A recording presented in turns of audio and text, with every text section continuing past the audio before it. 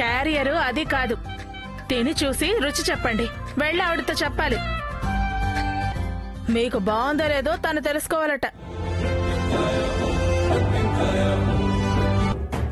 నీ చేతి వంటకం దుర్గమ్మ, అందులో చేపల కూర వంకుంటుందా? అవన్నీ తర్వాత సాంబయ్య, ముందు తినండి. తిని ఎలా ఉందో చెప్పండి. ఇలా కూర్చో దుర్గమ్మ. ఇట్రా.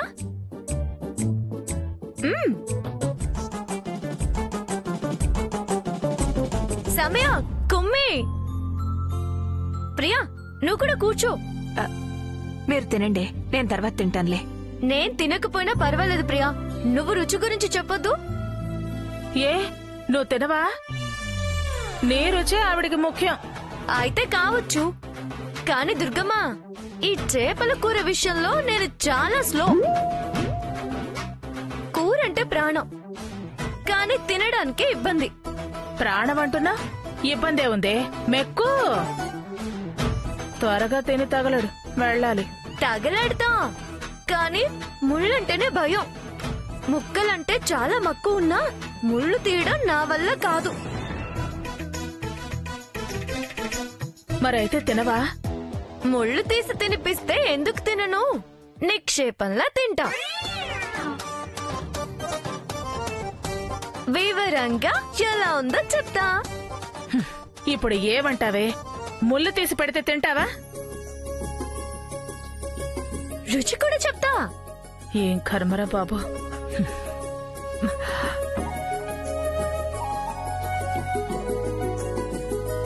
సరే, నేను పెడతాలే, నువ్వు తిను. సరే పెట్టు.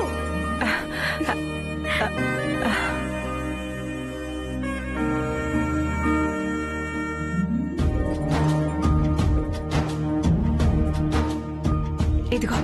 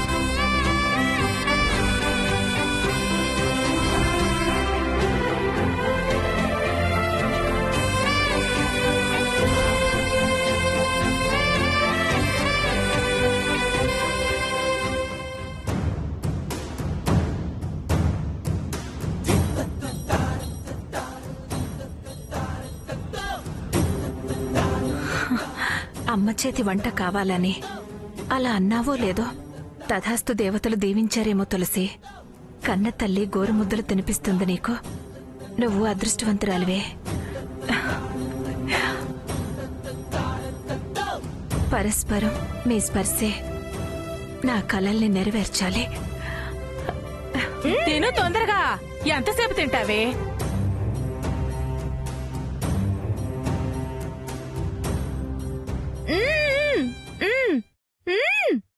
ఏంటే ములుగుచ్చుకుందా?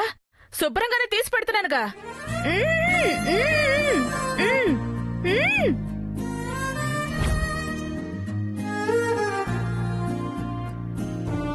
మెతుకా చేతులు ఖాళీగానే ఉన్నాయిగా. ఏం తింటొచ్చింది? అది కూడా నేనే తీయాలా? అయినా నోరు సరిగ్గా తెరిచావచ్చు కదా. నేను బానే తెరిచి చేస్తున్నా, నువ్వే కోపంగా అలా బుగ్గలు కంటిస్తూ పెడుతున్నావు. సరే, ఇప్పుడు ప్రేమగా పెడతాను, తిను.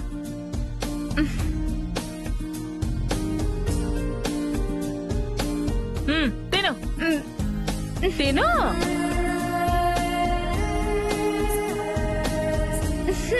చాలు, అయిపోయింది, తిను.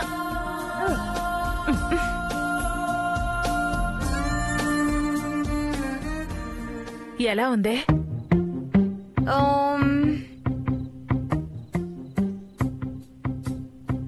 ఆవిడనంత సూపర్ గా ఏం లేదు.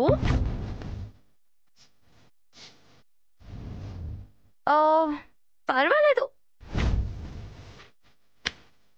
అయినా అలా చెప్పి నిన్ను మాట అనేలా నువ్వు మాట పడేలా చెయ్యలే. సూపర్ అని చెప్పకపోయినా బ్రహ్మాండం అని చెప్పు. బతికించా. నాది హెల్పింగ్ నేచర్ దుర్గమ్మ. క్యారియర్ రేపు పంపిస్తానులే. మంచిది.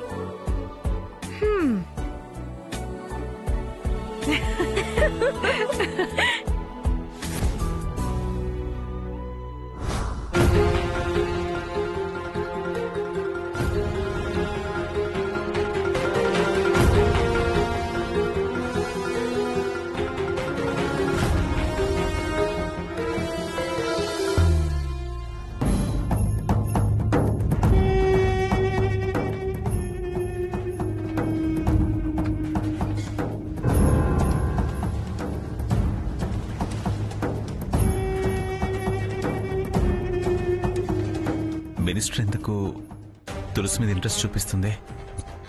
అంత ప్రేమ మర్యాద కనబరుస్తుంది. ఒకవేళ అది అన్నట్టు నిజంగానే ఎమ్మెల్యే సీటు ఆహా అంతుండదులే.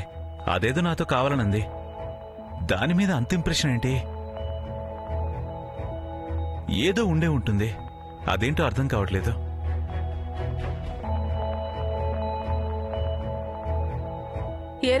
ఏరా మినిస్టర్ గారు ఎక్కడికి వెళ్ళిందండి? ఫోన్ వస్తే అర్జెంట్ పనుందని వెళ్ళిపోయింది. ఏమైంది? ఆవిడకి అసలు వేరే పని పాట ఏం లేదా? ఇలా ఇంటింటికి తిరగడం ఏంటి? అదిష్టం ఇదిష్టం అని ఎగబడి తింటమేంటి? చెడి బ్రతికినావిళ్ళ ఉంది. లేకపోతే ఒక కమిషనర్ భార్యని నాతో దానింటికి క్యారియర్ మోయిస్తుందా? తిన్నదాకా వండి రుచులు అడిగి రమ్మని చెప్తుందా? ఇంకా నయ్యం ఎంగిలాకులు ఎత్తి రమ్మలేదు. అసలు అసలు తులసికిని ఈవిడికి సంబంధం ఏంటండి? దాన్ని ఆ తులసి అమ్మాబాబుని అలా నెత్తిన పెట్టుకుంటుందేమిటి? ప్రసాదు, తులసి వాళ్ళ అమ్మా నాన్న, తులసి వాళ్ళ అమ్మా నాన్న అని మాటి మాటికి ఆవిడ అంటాము. మీరేమో సరే మేడం అంటాం. ఇందాక మీరు బావుండదు వెళ్ళి ఇచ్చిరా అని చెప్తే వెళ్ళాను, కానీ మీరు లేకుండా ఆవిడ వచ్చి పట్టుకెళ్ళమంటే ఆవిడ పదవిని పక్కన పెట్టి ఉతికి జాడించారేసుండేదాన్ని. ఒకవేళ ఆ తులసి మన మీద ఏమైనా కంప్లైంట్ ఇచ్చిందేమో? మన మీద? మనమే తప్పు చేశామండి. అయినా ఇది కంప్లైంట్ ఇస్తే అంతలా పట్టించుకుంటుందా? స్త్రీ శిశు సంక్షేమ శాఖ మంత్రి కదా, ఇలా నిశ్చితార్థం దాకా వచ్చిందాన్ని ఆపారని ఏమన్నా కంప్లైంట్ చేసిందేమో. లేకపోతే మమ్మల్ని వేధిస్తున్నారను, గతంలో మా నాన్నని జైలు దాకా పంపారని ఏమన్నా కంప్లైంట్ చేసి ఉండొచ్చు.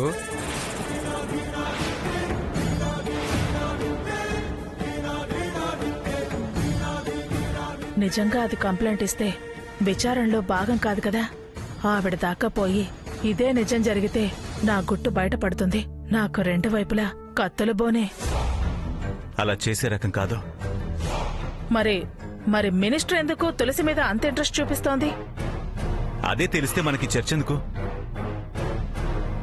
ఏదైనా మనం మన జాగ్రత్తలో ఉండడం మంచిది. మంచిది. ఇక నువ్వు వెళ్ళు.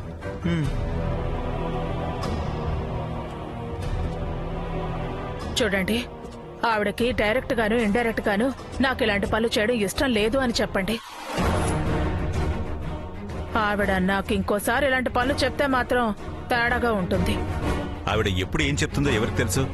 ఇలాంటివి చెప్పొద్దు అలాంటివి చెప్పొద్దు అనడానికి చెప్పి చూడొచ్చు కదా. వినకపోతే నేనేంటో ఆవిడకి తెలిసేలా చేస్తాను. మినిస్టర్ ఆవిడ, తనేంటో మనకు తెలిసొచ్చేలా చేస్తుంది. ఏం చేస్తుంది?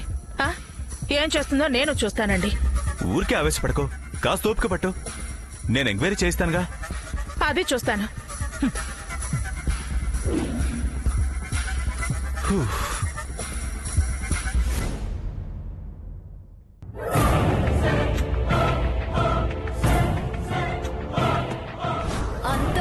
ఇష్యూ జరిగినా సైలెంట్ గా ఉన్నాడు.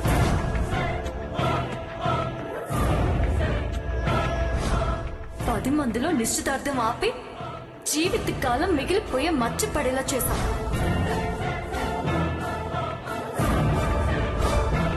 నీకే ఒక స్టాండర్డ్ లేదు, నువ్వు సర్టిఫై చేసేవాడివా? తులసితో ఎలా అయినా మాట్లాడాలి, దానికి నచ్చ చెప్పాలి, నేనేంటో అర్థమయ్యేలా చెప్పాలి. ఫోన్ చేసి నేను రమ్మంటే రాదు. మరి ఎలా ఎలా అయినా దాన్ని బయటికి రప్పించాలి, మాట్లాడాలి.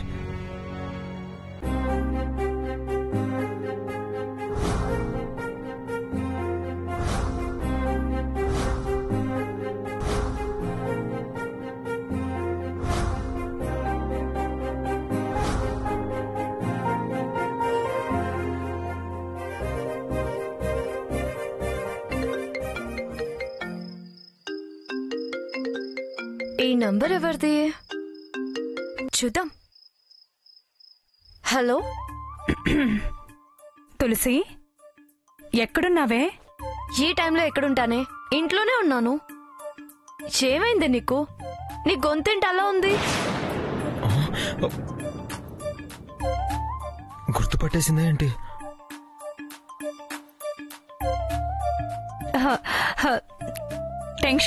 టెన్షన్. టెన్షనా? దేనికి? ఏం లేదు, సడన్ గా నా బండి ట్రబుల్ ఇచ్చింది. ఎంత ట్రై చేసినా స్టార్ట్ అవ్వట్లేదు. ఓ పక్క చీకటి, ఉన్న చోటు అంత సేఫ్ గా అనిపించట్లేదు. సడన్ గా ఈ టైంలోనే నా ఫోన్ ఛార్జింగ్ కూడా అయిపోయింది. రోడ్డు మీద ఎవరో పెద్ద ఆయన వెళ్తుంటే బ్రతిమలాడి ఫోన్ తీసుకుని నీకు కాల్ చేస్తున్నాను తులసి. ప్లీజ్ కొంచెం వెంటనే రావా? నో టెన్షన్, నువ్వేం భయపడకు. నేను ఇప్పుడే బయలుదేరుతున్నా. అడ్రస్ ఎక్కడో చెప్పు. ఇదిగో వాట్సాప్ లో లొకేషన్ షేర్ చేయి. బాబాయ్, నీ ఫోన్లో వాట్సాప్ ఉందా? థ్యాంక్ గాడ్, వాట్సాప్ కూడా ఉందంటే. సరే, వాట్సాప్ లో లొకేషన్ షేర్ చేస్తాను, కొంచెం నువ్వు త్వరగా వచ్చేయి. అలాగే, ఇప్పుడే బయలుదేరుతున్నాను. బాయ్.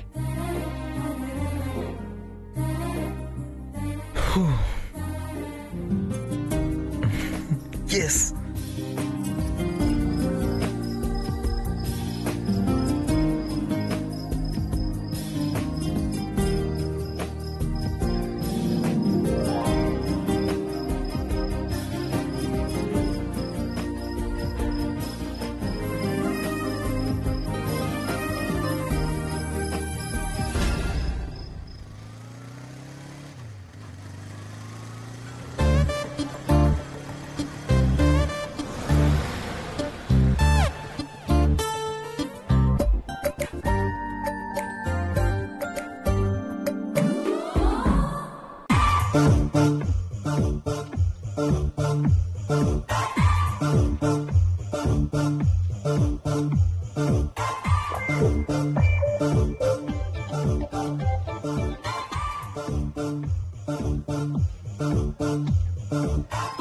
శ్వేత లేదేంటి? అడ్రస్ ఇదే కదా చెప్పింది.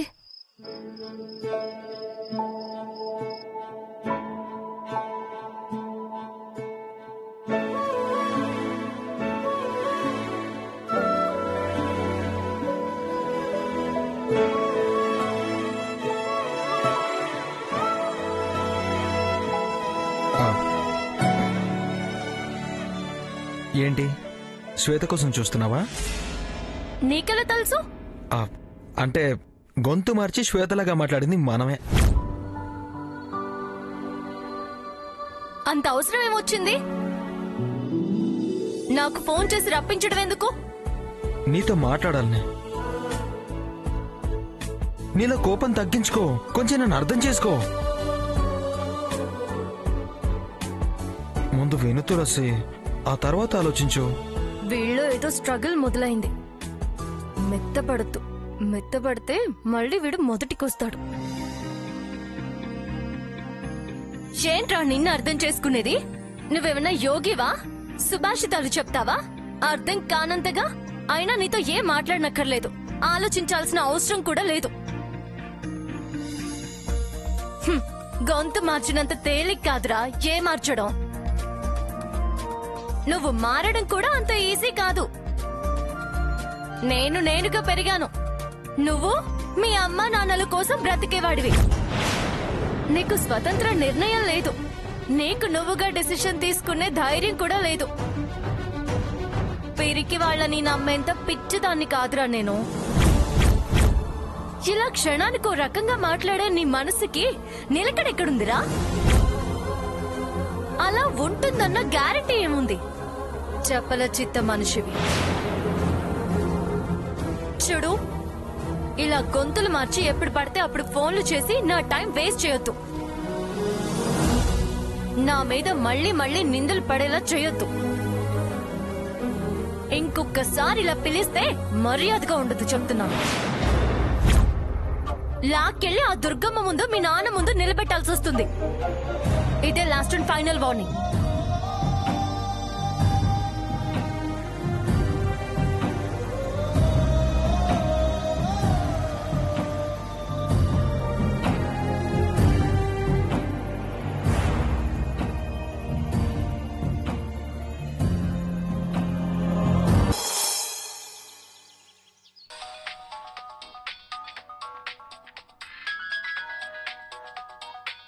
ఈవిడేంటి పొద్దునే ఫోన్ చేసింది? ఎవరండి? మినిస్టర్ గారు. Good morning madam. Good morning Prasad. అర్జెంటుగా నువ్వు ఒక పని చేయాలి. ఏం పని మేడం? తులసి మీ వీధి ఏం బాలేదని వీడియో తీసి మరీ పంపించింది. అర్జెంటుగా తను ఎందుకు పంపించిందో విచారిస్తాను. విచారణలో ఏం అవసరం లేదు, తనే ఒక సూచన పంపించింది. సూచన? ఎస్, ప్రధాని పిలుపుంది కదా, స్వచ్ఛ భారత్, దాన్ని అమలు చేయాలంది. మీలాంటి వీఐపీలు ఉండే వీధి అలా ఉంటే ఎలా? సెలబ్రిటీలతో కలిసి దాన్ని వెంటనే అమలు చేస్తే మీకు పేరు, వీధి కూడా శుభ్రం అవుతుంది. సెలబ్రిటీల్ని నేను పంపిస్తాను, వీలైతే నేను కూడా వచ్చి జాయిన్ అవుతాను. అర్జెంటుగా మీ ఫ్యామిలీ, మీ వీధిలో వాళ్ళంతా కలిసి స్వచ్ఛ భారత్ ప్రోగ్రాం మొదలు పెట్టండి. సరే, వెంటనే అమలుపరచండి.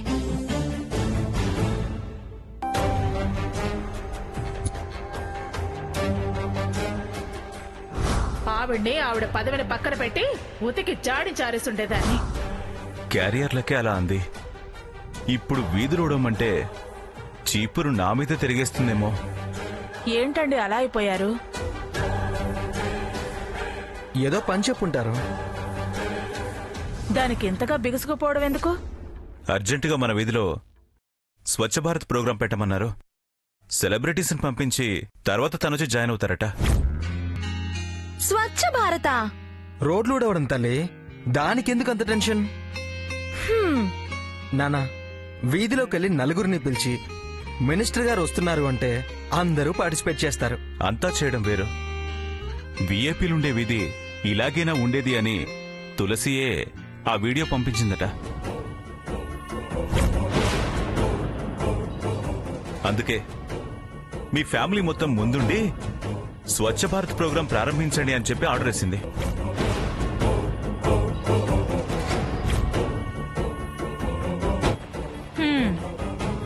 ఫ్యామిలీ మొత్తమా?